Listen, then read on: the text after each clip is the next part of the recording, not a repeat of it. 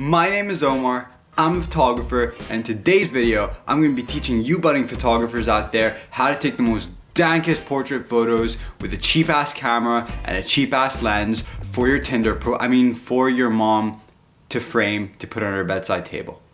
Let's do this! Alright guys, so first and foremost, you're gonna need a camera, a lens,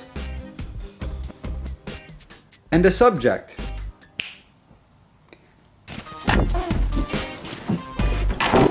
When going out to hunt for places to take a portrait, you want to get like a backdrop that's not too distracting, because what you don't want is for the background to be the main kind of thing. You know, you want your subject to be the main point of the picture, if that makes sense. Any plain colored backgrounds will be perfect. I like going for white just because it's nice and it's nice to look at, and she's wearing a black hat. So that's a plus for the white backdrop. Kind of like this backdrop.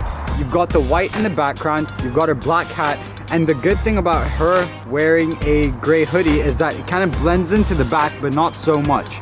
And that's exactly what you want for a good backdrop. Without further ado, guys,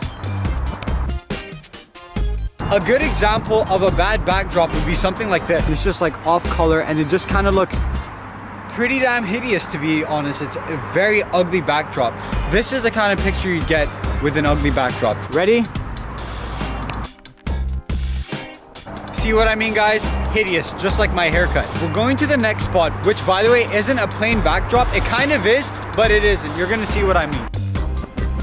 You have your shutter speed, your aperture, and your ISO. I always like to keep my ISO on like 100 just to decrease the grain. Your shutter speed determines how fast your camera takes a picture. Your f-stop is going to determine how in focus your subject is as opposed to how blurry the background is. We'll get to that later on in the vlog. I know I said plain backdrops and this isn't plain, it's like 3 colors, but it is still plain because you've got a plain white, plain yellow, and plain red. And you can use that to make things a little bit more interesting with your portraits. So I have Rebecca here, and we're gonna get like 3 or 4 really cool portraits of her right about now. You also don't have to have your subject standing up. You can have them sitting down. So see guys, now because you sat them down and you're kind of angling them towards this way, you've got the yellow, the red, and the white to play around with. All the colors. So this picture is gonna look something like this. Being outdoors, you have to kind of make use of what you have, okay? Which means you're not going to have additional lighting. For example, with this location, we have the light coming from there, lighting up the subject's face, lighting up the background. Also, because we have white here, white is a reflector. So, for example, Rebecca, please come here. As you can see, the white from the light there is being reflected onto her face, which is giving you additional lighting. Alright guys, before moving on to the last location to take the most beautiful picture of today, I found a nice quiet place to talk to you guys about the most important thing on today's video, f-stop. Now, when you want to take portrait photography, you need to have a lens that can achieve a very low f-stop, f2.8, f1.8, f1.2. The lower the f-stop, the nicer the picture is going to be, because the lower the f-stop, the more blurry the background is going to be and the more in focus your subject is going to be when they come close to the camera. And that is the importance of portrait photography. That's how you achieve that beautiful cinematic look in your photos.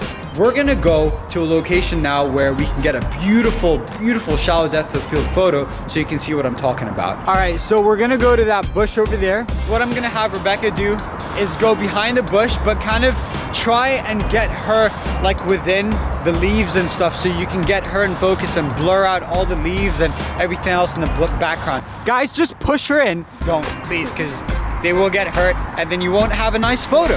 I'm gonna try and find a point where I can take a photo, and that over there is perfect. So, without further ado guys, the moment you've all been waiting for, bam! A lot of people think in order to get good photos, you need to go out on a sunny day. That is not the case. Cloudy days are to be cherished, because when you have a cloudy day, you have diffused soft light. And soft light is what gives you that beautiful, beautiful finish on your subject and just on whatever the hell you want to take a picture of. Think about it as a giant softbox in the sky. If you ever look outside when you wake up in the morning wanting to take a picture and it's cloudy, trust me, carpe diem that bitch. So, the lower your f-stop, the shallower your depth of field is gonna be, which means the blurrier the background, which is what you wanna achieve for that beautiful, beautiful portrait photo. Plus, your photos are gonna be so freaking dank, man.